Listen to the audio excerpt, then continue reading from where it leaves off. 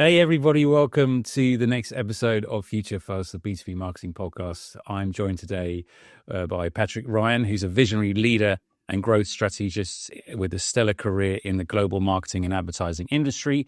Patrick's journey spans decades of success, including overseeing major global accounts like Volkswagen, Chanel, HSBC, Diageo, and Uber.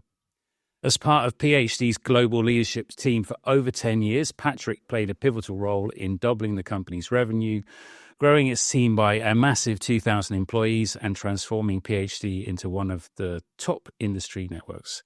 His expertise in growth, marketing, and team leadership has earned him accolades and countless award-winning campaigns.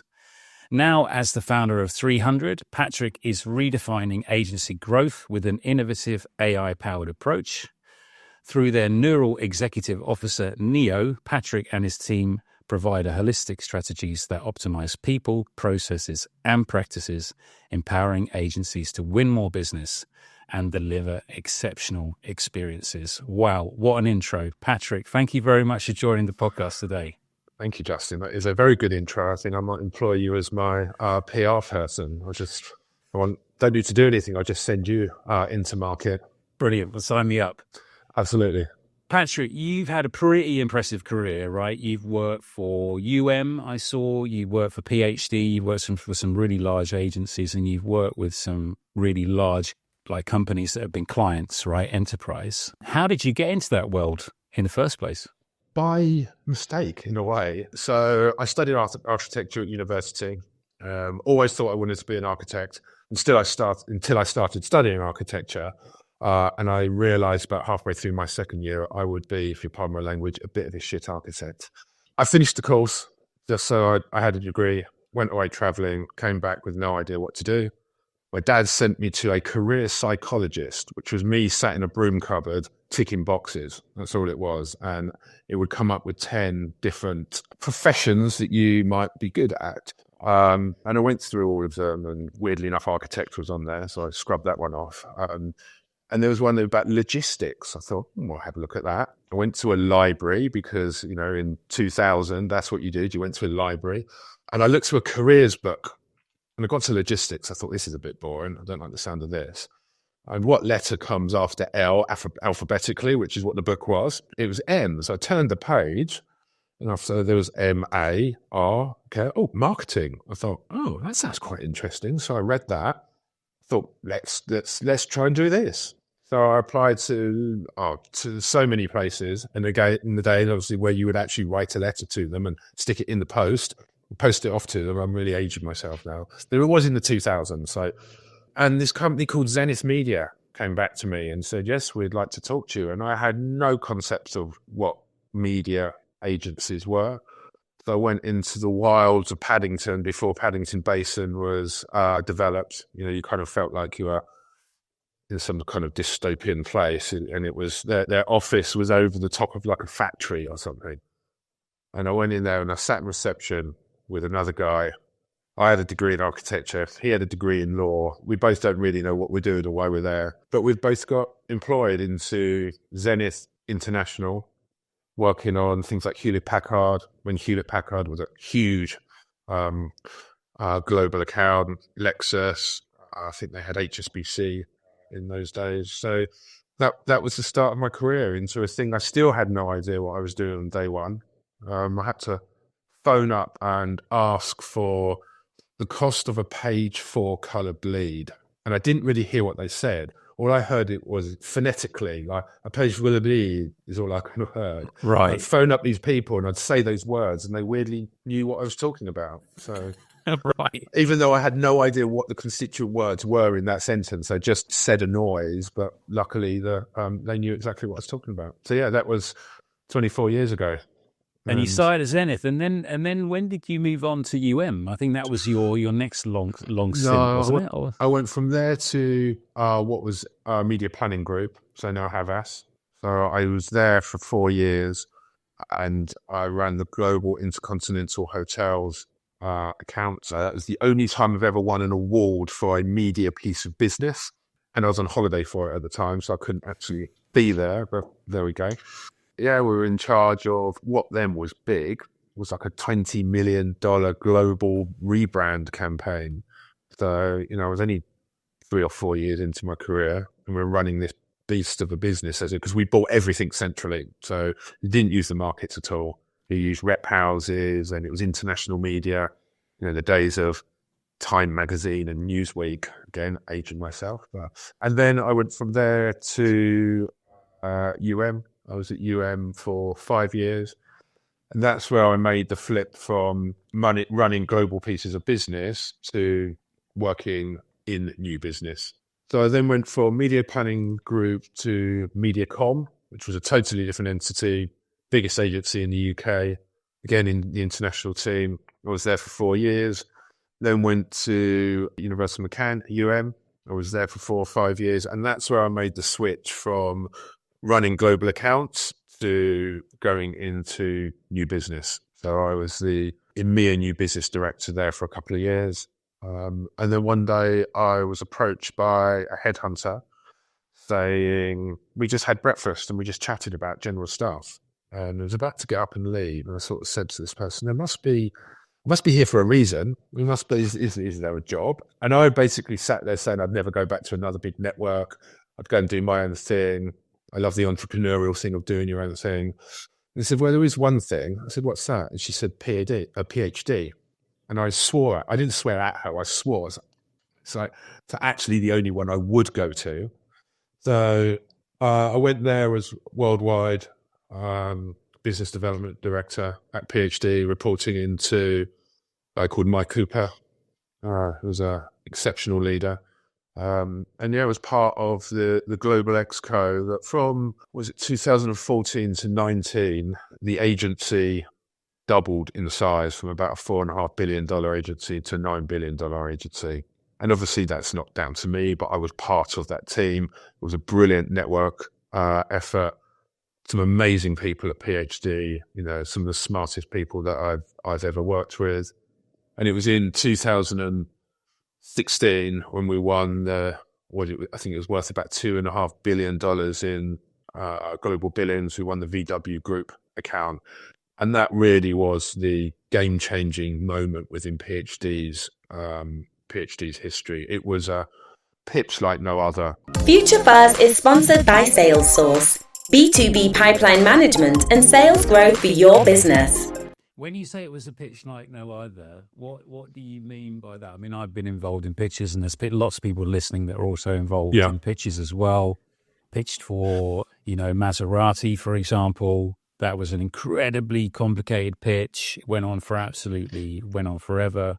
When you say like it was the pitch of all pitches, how long did it take? How many people were involved? What did they need to be done? Just really curious. Yeah, I think the whole thing took nearly a year. A year? Nearly a year. Wow. Yeah. But what's complicated about VW Group is there was 8 different brands in it that we had to pitch for. So at one end of the spectrum, we had Bentley and Porsche. At the other end of the spectrum, we have light commercial vehicles and manned trucks.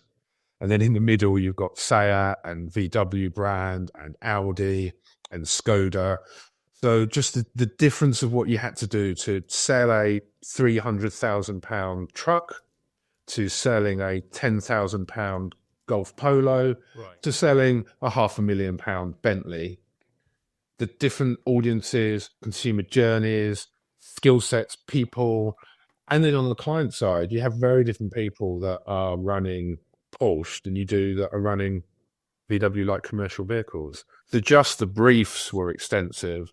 The European part of the pitch, we flew over 50 people out to Berlin, and the pitch was like nothing I've done before. So the first hour was the senior leadership of PhD and OMG presenting to 100 people in a room. Right. For the first hour. We then split out into 8 separate rooms to have 8 simultaneous 3-hour pitches for each of the brands.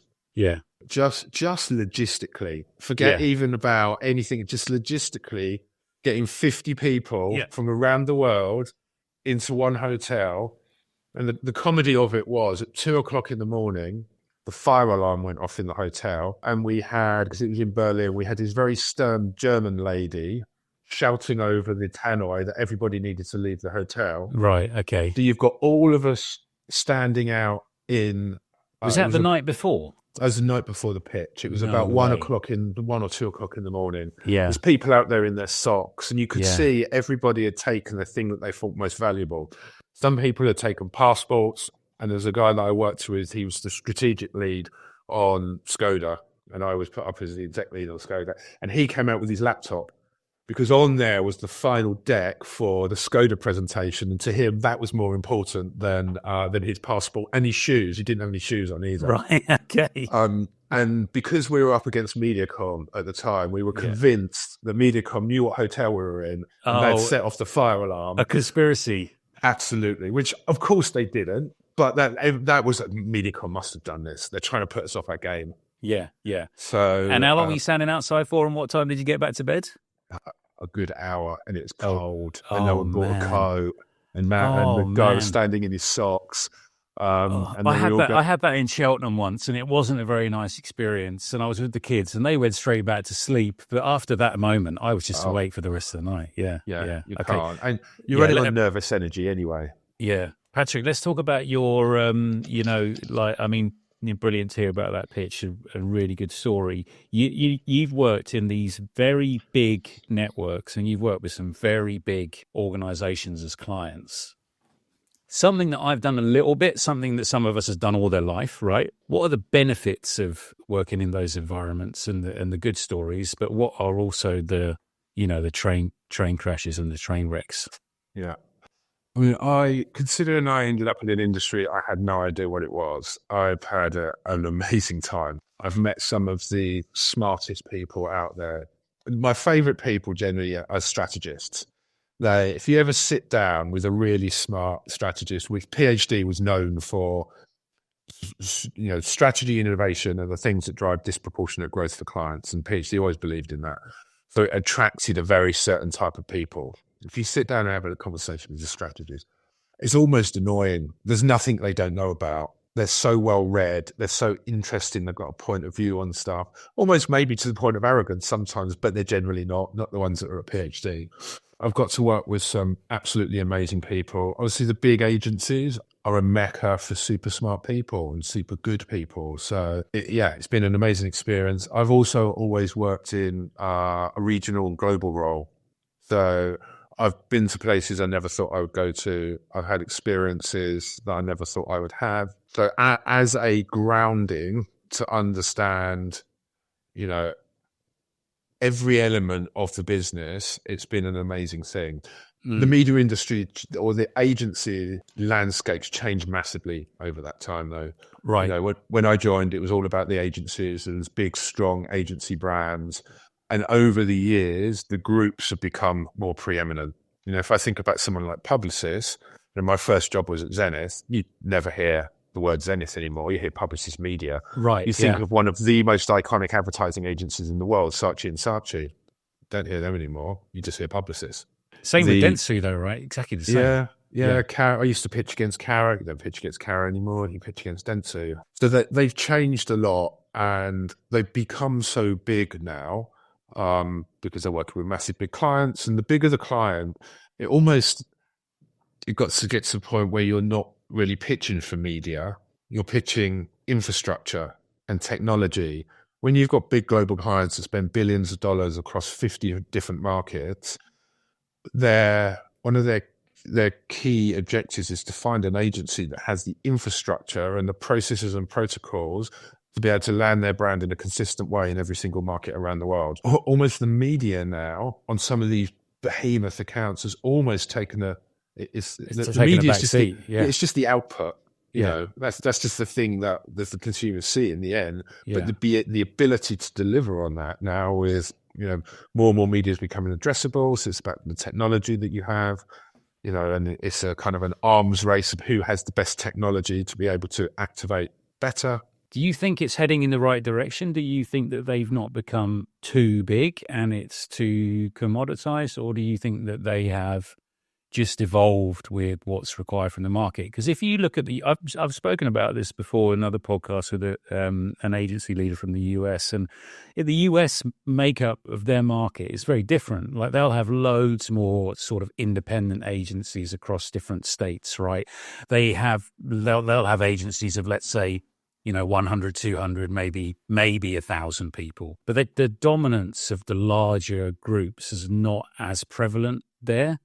And then, but however, in the UK and Europe, it's quite different, isn't it? There is slightly different setup in the market.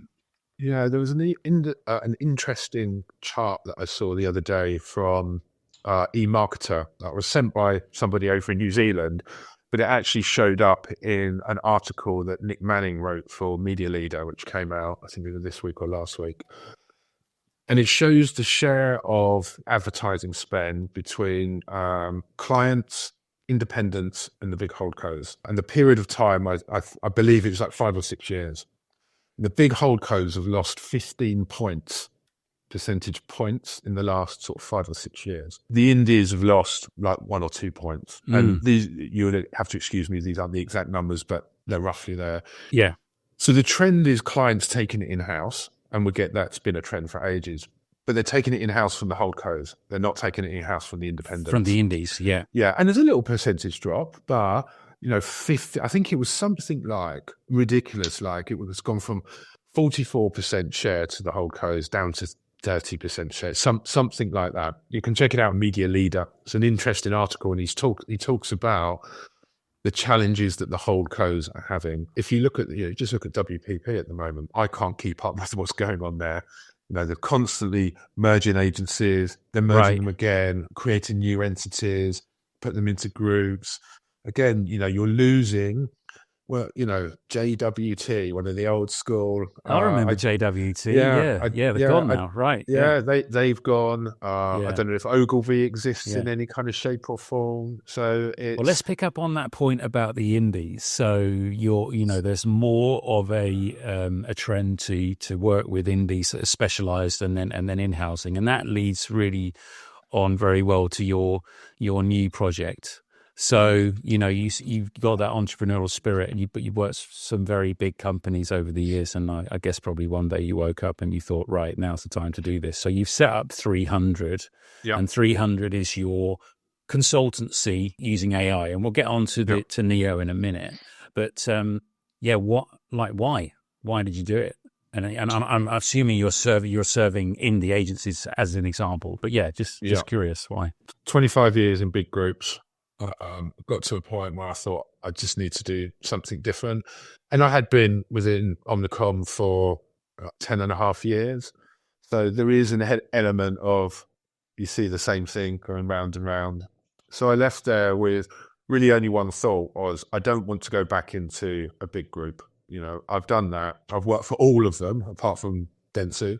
So I started talking and looking at this next level of challenger brand agencies. So the likes of Stagwell, MSQ, Brandtech, Crowd, all these agencies that the big groups have come from a world of human capital, from the 70s, 80s, 90s, thousands, and they're trying to wrap technology around them.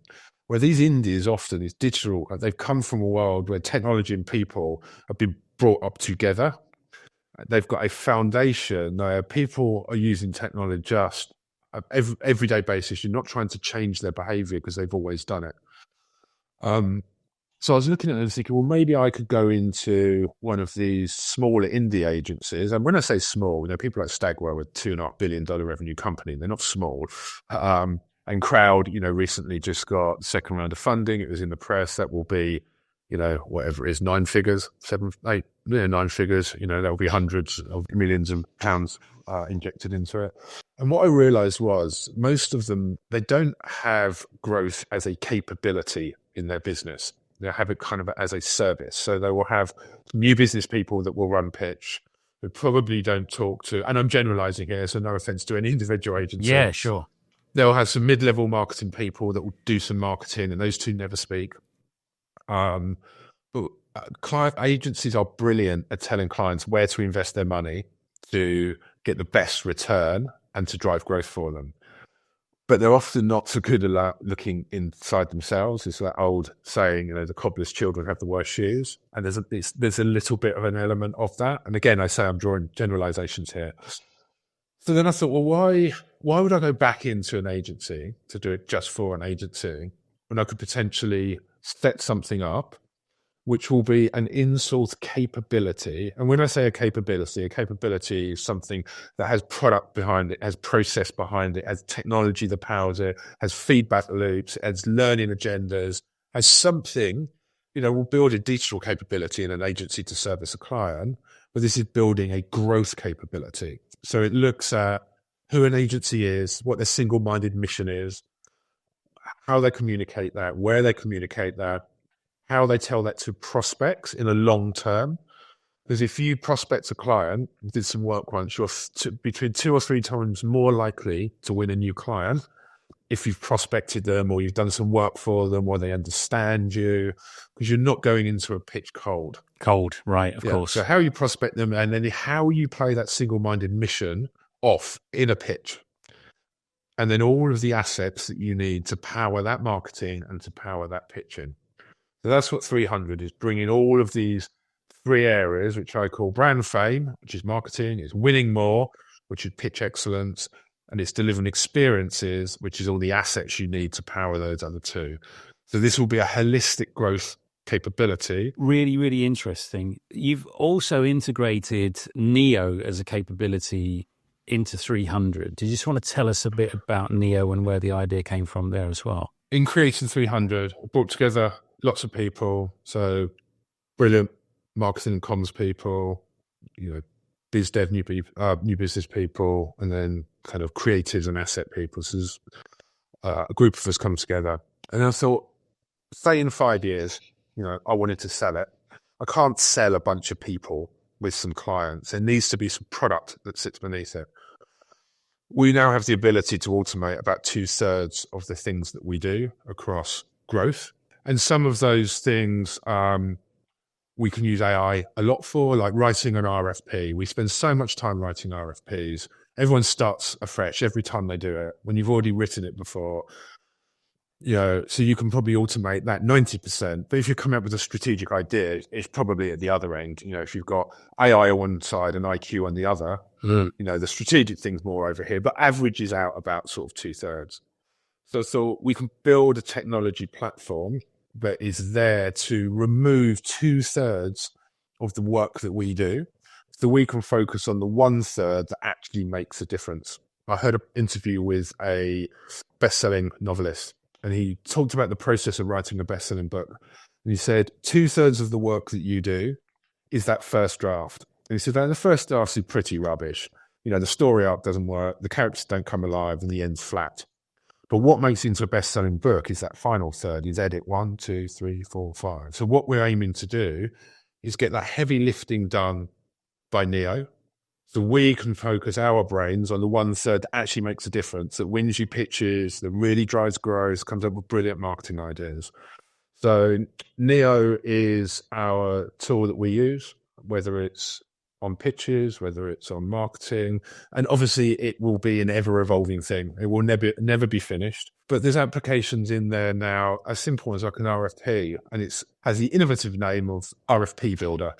So it's all secure, privacy, safe, compliant area where you can drop a client's last 4 RFPs in there, put your creds in, put in the information you want, put in all of the... and it does it. It'll probably take you getting the documents, uploading, it'll probably take you half an hour to get a first draft, whereas it would take you weeks before. And you would never, ever do anything with that first draft apart from take it into first draft. You would then craft it and make it sort of into your own. So, of course, polish it. Yeah. So, great. We got an RFP in a couple of weeks ago from an American client, and it was almost carbon copy to another one that we'd received earlier in the year.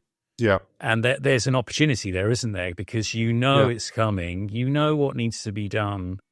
One thing that bugs me, though, is you still need to talk to them and build a relationship so you don't go in cold, and that's where you need to spend more time, right? But if you have systems and processes in place, you can save that time, can't you?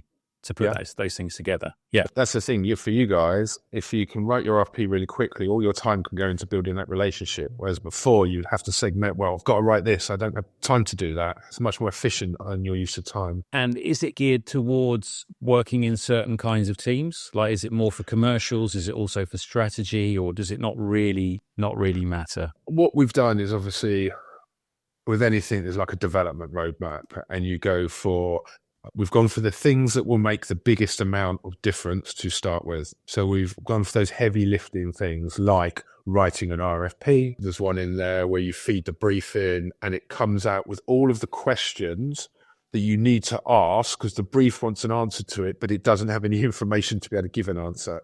And again, you'll still read it yourself, but it'll just come out with really sort of quick thing. In time, it will help you with strategic development. It will help you with comms ideas. And to be fair, sometimes you click on the button for something and it will take you out into a third-party environment because, we're building an aggregation unit of all the AIs out there. I don't have $500 billion, unfortunately, like Microsoft AI and all the rest of the OpenAI that they're spending on everything. There's me and a bunch of people. There's no point me building, an equivalent of a transcription service when I can use Otter or something else. But it's a doorway to these. It makes it just part of the behavior of the team that they're always using technology to enhance what they're doing, speed up what they're doing. Fantastic. Love it. Do a quick fire round at the end. I'll say some words at you and then try and answer them. Best pitch. HSBC 2017. We won every single round in every single market and the client was blown away. Brilliant. Worst pitch. Worst pitch was Brown-Forman in about 2015. We just got every single thing wrong that we could have done. It even got to the point where one of the smartest strategists in the world was standing there. They weren't understanding what he said, so he just talked more. And you could see they weren't understanding, so he just talked more. And he just kept talking. The less they understood, the more he talked. And I think we'd lost it within about 45 minutes of starting. You just didn't get us. We're from the Midwest of America. And everything was wrong. Brilliant. Everything. You all went home. Yeah, absolutely. We probably went and drank some Brown-Forman products to drown our sorrows. What are you excited about for the future? Oh, I'm excited about the freedom to make my own decisions, do stuff like this, be creative again, work with some brilliant people that I choose to work with, and be able to manage my own time. What gets you up in the morning? Probably the dog barking, but what gets me up? I'm so excited about what we're doing at 300. It's like a breath of fresh air. So just getting up with whatever the day's challenge is, whatever we've got to do. We're kind of hustling a bit at the moment, obviously, looking for new clients. But I feel, someone said to me the other day that I've worked with for 5 years, I said, I haven't seen you this excited in years. And that's kind of how I feel. Fantastic. Brilliant, Patrick. On that note, thanks very much for joining the podcast today. Thank you very much, Justin. I'm very curious, mate. I'm really curious to see 300 grow. I'm looking forward to playing around with Neo later today. It's been a pleasure. Thank you. Absolutely. Thank you, Justin. I will see you soon, hopefully. Thanks for tuning in and making the choice to listen to this podcast. If you liked what you've heard today, please don't forget to subscribe.